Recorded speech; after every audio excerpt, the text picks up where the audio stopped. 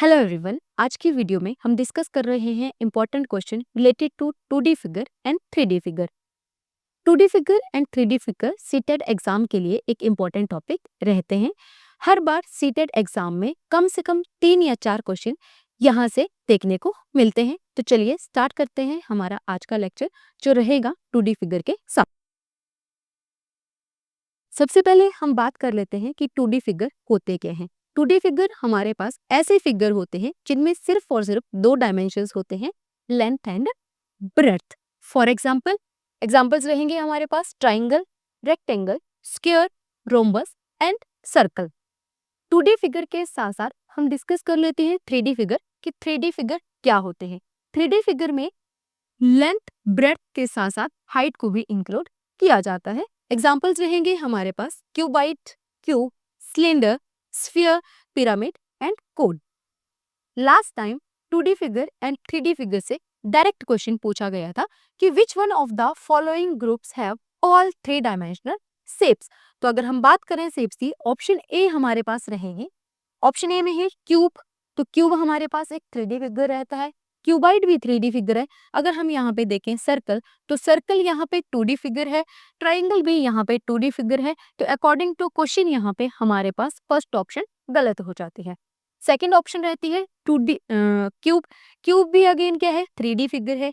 Cuboid भी 3D figure है, लेकिन यहाँ पे अगेन सेमी सर्कल की बात की गई है। तो अगर सर्कल 2D फिगर है तो यहाँ पे सेमी सर्कल भी 2D फिगर रहेगा। तो दैट मीन्स हमारे पास ये ऑप्शन भी यहाँ पे गलत हो जाती है। कोन भी हमारे पास एक 3D फिगर रहता है। ऑप्शन सी है यहाँ पे क्यूब।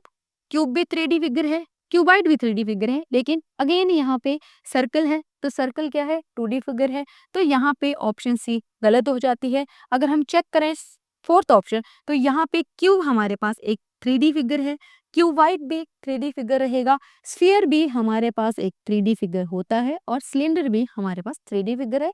तो अकॉर्डिंग टू क्वेश्चन ऑप्शन 4 यहाँ पे करेक्ट हो जाएगी। लास्ट टाइम सीटेट के एग्जाम में ये डायरेक्ट क्वेश्चन 2D फिगर और 3D से पूछा गया था। नेक्स्ट टॉपिक हमारे पास यहाँ पे रहता है रेक्टेंगल। तो रेक्टेंगल बात करें कि रेक्टेंगल क्या होती है। रेक्टेंगल हमारे पास एक ऐसी शेप है जिसकी आमने सामने की भुजाएं बराबर होती हैं। अगर हम यहाँ पे बात करें कि अगर हमारे पास ये साइड 5 है तो यहाँ पे क्या होगा, ये सामने वाली साइड भी 5 ही होनी चाहिए। अगर हमारे पास ये वाली साइड 4 है तो यहाँ पे ये साइड भी 4 होनी चाहिए। अगर हम बात करें रेक्टेंगल की प्रॉपर्टीज की, तो यहाँ पे इसकी फर्स्ट इंपॉर्टेंट प्रॉपर्टीज रहती है कि जो रेक्टेंगल का हर एक कोण होता है वो 90 डिग्री का रहता है। तो दिस मीन्स दैट, तो यहाँ पे हमारे पास जो एंगल डी है ये 90 डिग्री का रहेगा, एंगल ए भी 90 डिग्री का रहेगा, एंगल बी भी 90 डिग्री का रहेगा और एंगल सी भी 90 डिग्री का रहेगा। सेकेंड इंपॉर्टेंट प्रॉपर्टीज यहाँ पे आती है लेंथ ऑफ डायगोनल्स। जो लेंथ ऑफ डायगोनल होती है रेक्टेंगल की वो भी इक्वल होती है। इट मीन्स दैट कि हमारे पास यहाँ पे एक डायगोनल है AC, तो जो लेंथ ऑफ डायगोनल AC की रहेगी वही हमारे पास जो सेकंड डायगोनल है वो BD की रहेगी। इट मीन्स दैट कि अगर ये हमारे पास 10 होगा तो हमारे पास जो सेकंड डायगोनल है वो भी 10 ही होगा। सेकंड प्रॉपर्टी, थर्ड प्रॉपर्टी यहाँ पे डायगोनल से रिलेटेड हमारे पास रहती है कि जो रेक्टेंगल के डायगोनल है वो एक दूसरे को बाइसेक्ट करते हैं। बाइसेक्ट करने का मतलब है कि वो एक दूसरे को जो डायगोनल है उनको समद्विभाजित करते हैं। समद्विभाजित का मतलब क्या हुआ हमारे पास कि मान लो हमारे पास ये यहाँ पे O है, तो दैट मीन्स कि जो लेंथ ऑफ डायगोनल है वो तो ऑलरेडी इक्वल है, लेकिन जब ये एक दूसरे को समद्विभाजित कर रहे हैं तो यहाँ पे क्या हो जाएगा हमारे पास कि ये AO बराबर हो जाएगा यहाँ पे OC के, और यहाँ से OD बराबर हो जाएगा हमारे पास BO के।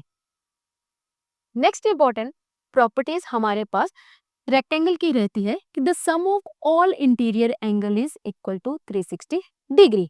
यहाँ पे हम रेक्टेंगल की ही बात कर रहे हैं, लेकिन अगर हमारे पास किसी भी क्वाड्रिलेटरल यानी कि किसी भी चतुर्भुज की बात की जाएगी तो किसी भी चतुर्भुज के जो इंटीरियर एंगल होते हैं उन सभी का सम 360 डिग्री रहता है। Sum of all interior angle of any quadrilateral, ठीक है। नेक्स्ट अगेन वही कि the diagonal bisect each other. Next property है डायगोनल्स आर इक्वल। अगर हम बात करें एरिया ऑफ रेक्टेंगल की, तो एरिया ऑफ रेक्टेंगल रहता है हमारे पास लेंथ इंटू ब्रेथ, और पेरीमीटर की अगर बात करें तो पेरीमीटर होता है 2 इंटू लंबाई प्लस चौड़ाई। नेक्स्ट फिगर हमारे पास रहेगा स्क्वायर।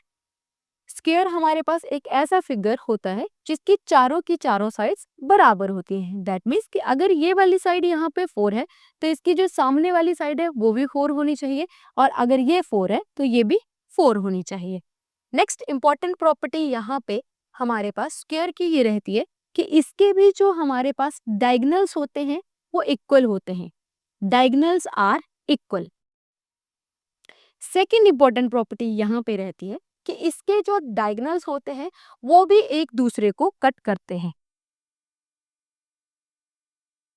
कट मीन्स कि वो भी एक दूसरे को बाइसेक्ट करते हैं, लेकिन इंपॉर्टेंट प्रॉपर्टीज ये रहती है हमारे पास कि जो एक दूसरे को कट करते हैं वो कट करते हैं 90 डिग्री के एंगल के ऊपर।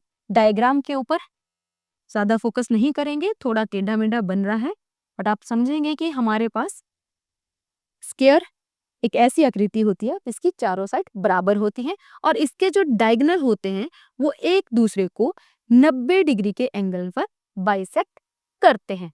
नेक्स्ट इंपॉर्टेंट प्रॉपर्टीज हमारे पास रहती है कि opposite sides are parallel to each other.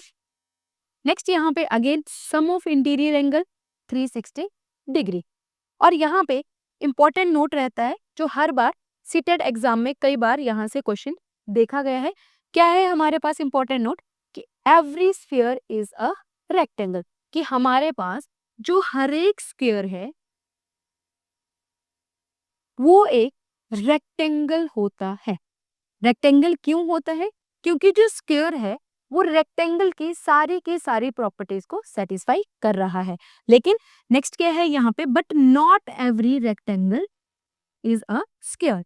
लेकिन हर एक आयत स्क्वायर नहीं होगी, और उसके पीछे इंपॉर्टेंट रीजन क्या है, अभी हमने बात करी कि दोनों के जो डायगोनल हैं वो एक दूसरे को बाइसेक्ट करते हैं, लेकिन जो हमारे पास स्क्वायर होता है उसके डायगोनल एक दूसरे को 90 डिग्री के एंगल पर बाइसेक्ट करते हैं, लेकिन ये कंडीशन आयत में लागू नहीं होती है।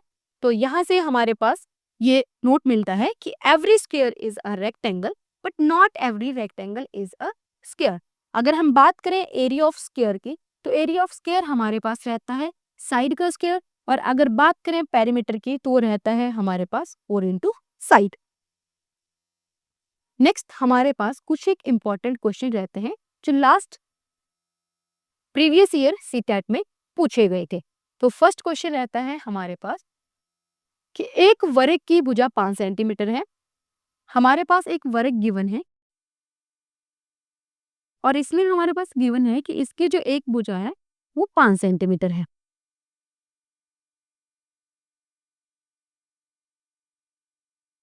तो अगर इसकी एक भुजा 5 सेंटीमीटर है तो इसकी बाकी भुजाएं भी 5 सेंटीमीटर होंगी।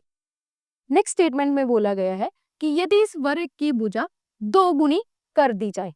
अभी पहले इसकी भुजा 5 थी, कि अगर इसकी भुजा को डबल कर दिया जाए तो डबल का मतलब क्या हो जाएगा, हमारे पास इसकी 5 थी, इसकी हो जाएगी 10।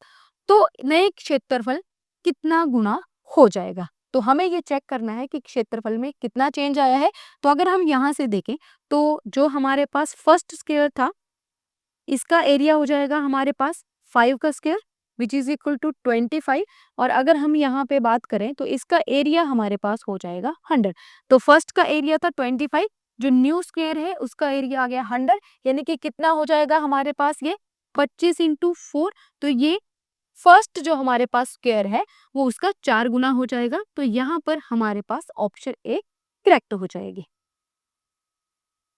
सेकेंड क्वेश्चन रहता है हमारे पास एक चतुर्भुज है और उस चतुर्भुज के जो कोण है उनका अनुपात दे रखा है, और अनुपात कैसे दे रखा है, 4:5:3:6। हमसे पूछा क्या गया है कि चतुर्भुज के सबसे बड़े और सबसे छोटे कोणों का अंतर क्या है। तो अभी हमारे पास जो एंगल है वो रेशो में गिवन है, तो सबसे पहले हम क्या करेंगे, एक्चुअल एंगल मान लेंगे। तो अगर हम तो एक्चुअल एंगल हमारे पास क्या आ जाएगा, तो फर्स्ट नेचुरल एंगल हमारे पास आ जाएगा 4x, सेकंड आ जाएगा 5x, थर्ड आ जाएगा 3x एंड फोर्थ एंगल आ जाएगा 6x। अभी हमने एक इंपॉर्टेंट प्रॉपर्टी करी कि हमारे पास जो सम ऑफ इंटीरियर एंगल होता है किसी भी स्क्वायर का या किसी भी क्वाड्रिलेटरल का, वो होता है 360 डिग्री। तो यहाँ पे हम इस कंसेप्ट को अप्लाई कर सकते हैं। हमारे पास 4 एंगल गिवन है, अगर हम इनका सम करते हैं that is 4x plus 5x plus 3x plus 6x, तो ये हो जाएगा हमारे पास 360 डिग्री। तो ये आ जाएगा हमारे पास 6 3 9 9 5 14 14 4 18 18x इक्वल टू 360 डिग्री। कि यहाँ से x की वैल्यू आ गई 20। x की वैल्यू कितनी आ गई हमारे पास 20। तो हमारे पास x क्या था, सभी में कॉमन एंगल था। तो अगर हम देखें यहाँ पे सबसे बड़ा और सबसे छोटा, अगर हम 1 बाय 1 एक एंगल भी निकालेंगे तो फर्स्ट एंगल हमारे पास आ जाएगा 4 into 20 which is equal to 80। Second angle आ जाएगा यहाँ पे 5 into 20 which is equal to 100। Third आ जाएगा यहाँ पे 3 into 20 which is equal to 60।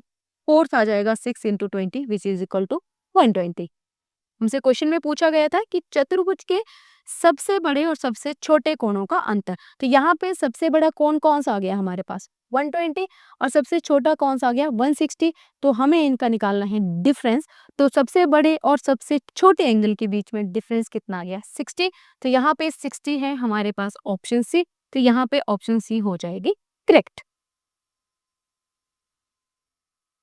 Next question हमारे पास रहता है कि एक वर्ग के आकार का तार 144 सेंटीमीटर स्क्वायर का क्षेत्रफल घेरता है।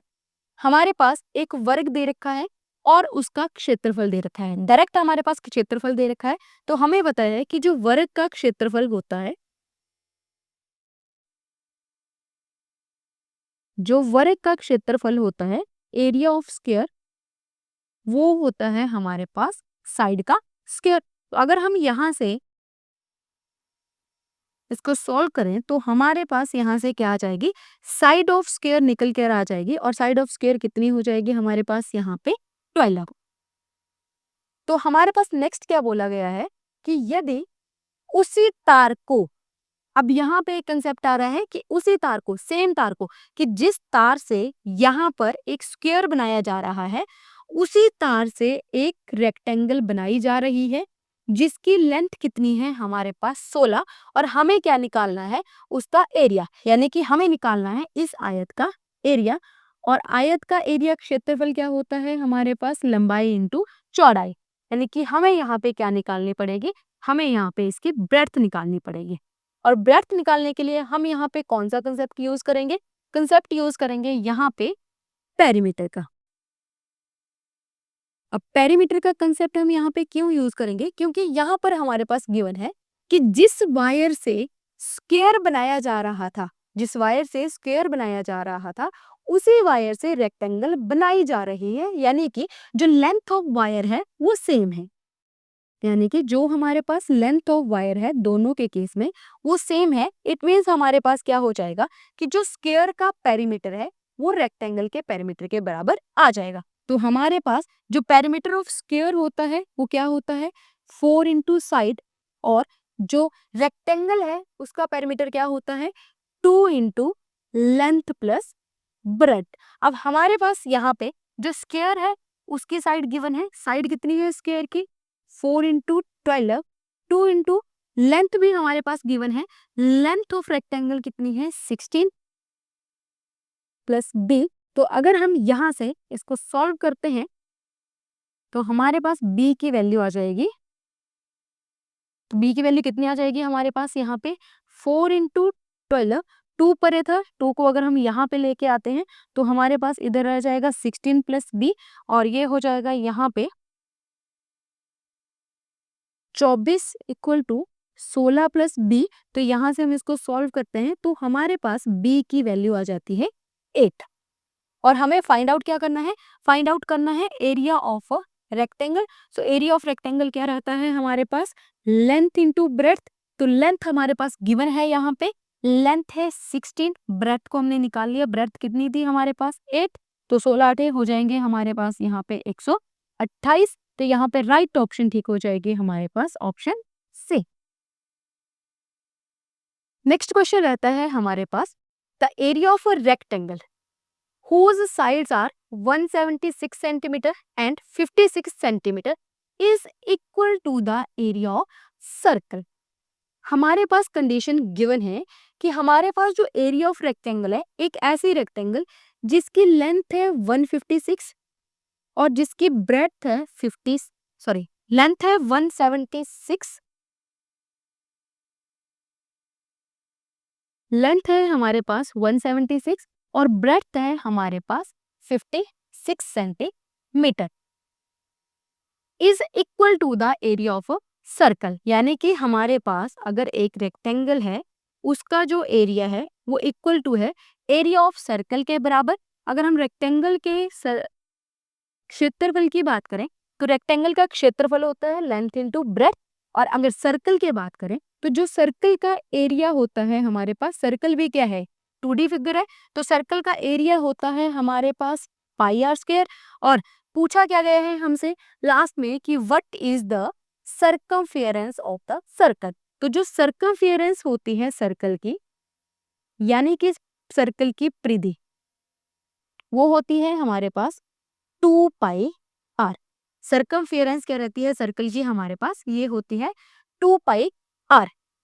जो सर्कल की सर्कमफेरेंस है, परिधि है, उसे ही सर्कल का परिमाप भी कहा जाता है। तो फाइंड आउट करना है हमें, ये गिवन क्या है हमारे पास कि जो हमारे पास एरिया ऑफ रेक्टेंगल है वो बराबर है किसके, पाई आर स्क्वायर के। तो यहाँ से हम इस कंसेप्ट को यूज कर सकते हैं, area of a rectangle is equal to area of a circle.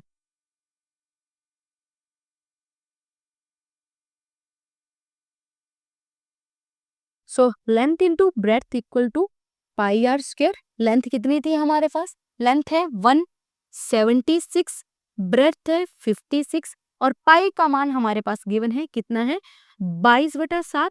और यहाँ पे आर स्क्वायर, हमें यहाँ पे आर को फाइंड आउट करना है क्योंकि हमें चाहिए क्या, चाहिए हमें 2 पाई आर। 2 पाई तो हमारे पास आ जाएगा, लेकिन आर की वैल्यू को हम यहाँ से निकालेंगे तो ये हो जाएगा, यहाँ से क्रॉस मल्टीप्लाई करेंगे तो ये हो जाएगा 176 into 56 into 7 divide by 22 equal to r square.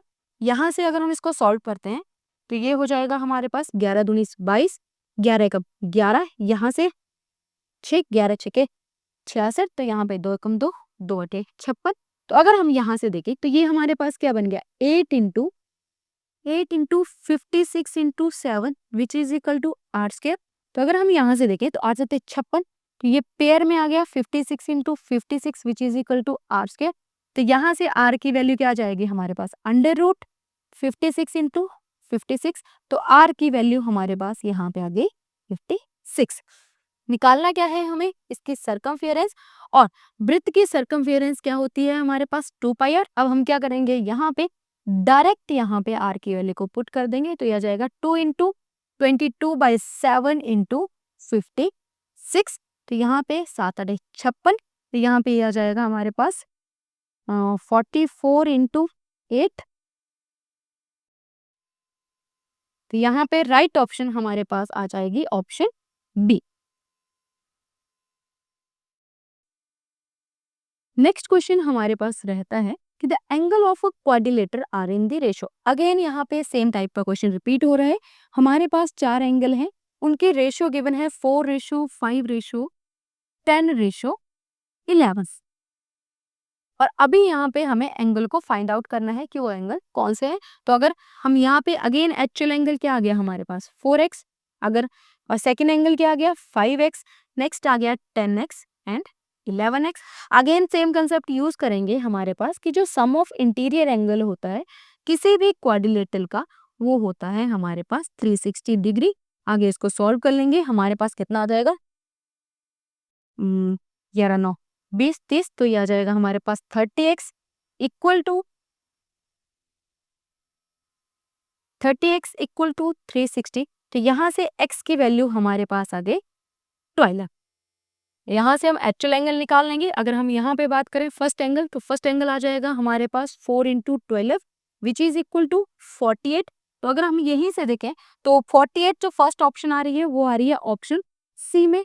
तो बाकी क्वेश्चन हमें यहाँ पे सॉल्व करने की ज़रूरत ही नहीं है बाकी एंगल। तो अगर हमारे पास फर्स्ट ऑप्शन यहाँ पे 48 है और यहाँ पे फर्स्ट जो 48 है वो है ऑप्शन सी में, तो यहाँ पे ऑप्शन सी हो जाएगी हमारे पास करेक्ट। अगर हम बाकी भी निकालते हैं तो बाकी आ जाएंगे 5x equal to 12 into 5 which is equal to 60।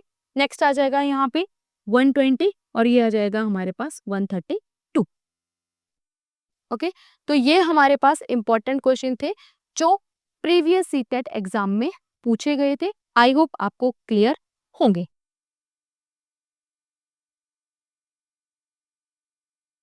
ये थे हमारे पास कुछ एक इम्पॉर्टेंट क्वेश्चन जो लास्ट टाइम सीटेट एग्जाम में पूछे गए थे। 4 फरवरी से एपीसी एकेडमी में न्यू सीटेट बैच स्टार्ट हो रहा है, तो इंटरेस्टेड कैंडिडेट नीचे दिए गए नंबर पर रजिस्टर कर सकते हैं।